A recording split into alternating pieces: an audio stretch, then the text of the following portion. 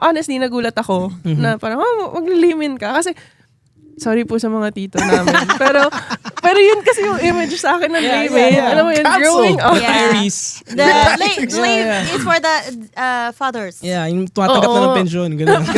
Grabe! Ito naman. Cancelled.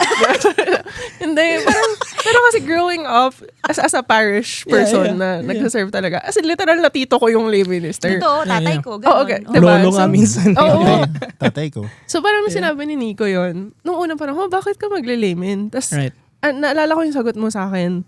Sabi mo, yung una, dahil statement yon na bata ka. So yun yung isa. But yung second, yung pinaka na sa akin, parang grabe naman si Nico, nahiya yung pananampalataya ako. Parang may sabi ka na, ang laking privilege kaya na ikaw yung nagbibigay ng body of Christ. Oh yeah. Tapos parang doon ako na po, okay. Wow, okay. I get it. Like 90% of the time, I still get teary-eyed whenever I serve. Kasi nga, kasi you have to repeat it. Tapos you're gonna see Body the of faces of the Christ. congregation.